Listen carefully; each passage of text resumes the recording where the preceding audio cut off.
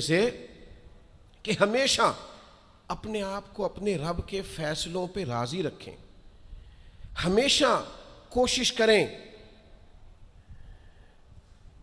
کہ مقدر سے شکوہ نہ کریں، تقدیر سے شکایت نہ کریں، جو ہمیں نہیں ملا اس کے بارے میں اپنی طبیعت کے اندر تڑپ اور طلب نہ پیدا کریں، بس جو فیصلہ رب نے کر دیا اس فیصلے پر ہمیشہ راضی رہیں۔ یہ کر کے دیکھیں۔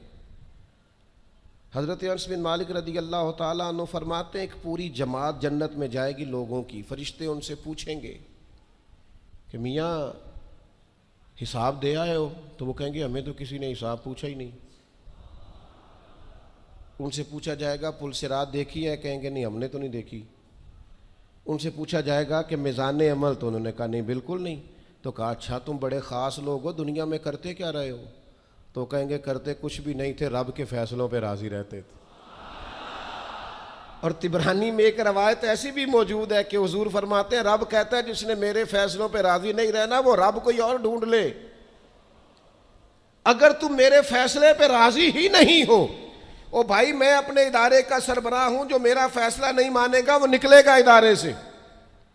میں اپنی جماعت اور تنظیم کے تعلق سے کوشش کروں گا کہ امیر کی اطاعت کا سبق دوں، اگر کوئی نظم و ضبط درست نہیں کرے گا۔ یہ ایک حال ہے یہاں کے جو مینجمنٹ کے کام ہیں، معاملات ہیں، ایک سربراہ آپ نے بنایا ہوتا ہے، اب اس کی اگر بات نہیں مانے گا کوئی ورکر، کوئی کام کرنے والا، تو یقیناً وہ کہیں گے کہ میاں آپ بات نہیں مان رہے، تمہارا نظم و ضبط خراب ہوتا ہے، لہذا اگر آپ نے ہمارے نظم کے اندر نہیں رہنا تو آپ نکل جائیں۔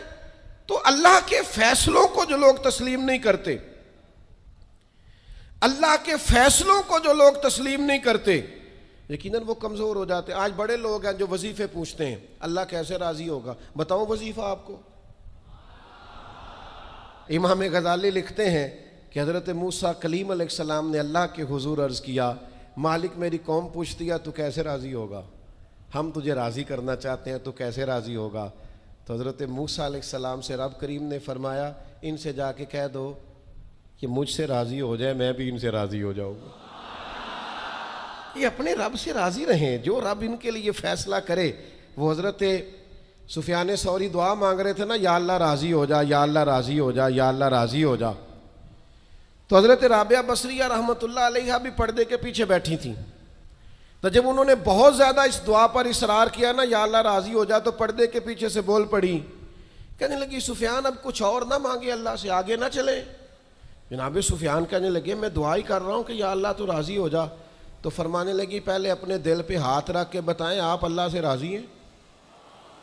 آپ تو کہتے ہیں یہ ہے تو یہ نہیں ہے، کبھی یہ بھی مل جائے نا، اگر آپ ناراض نہ ہوں تو۔ پہلے خیال تھا ایک سواری مل جائے چاہے موٹر سائیکل ہی ہو، مل گئی، اب بڑے پریشانی ہوتی ہے، کبھی 4 ٹائروں والی ہوتی نا، وہ بھی مل گئی، دے دی، طلب ہی یہ تھی۔ اب خیال آتا ہے کبھی تھوڑی سی بڑی مل جائے نا، وہ بھی مل گئی۔ اب جن کی ذرا گاڑیاں اونچی ہیں، ٹائر چوڑے ہیں، وہ پریشان کرتے ہیں، تو بندہ تو روک ہی نہیں رہا کہیں۔ تو حضرت کلیم سے رب نے فرمایا ان سے کہو مجھ سے راضی ہو جائے میں بھی ان سے راضی ہو جاؤں۔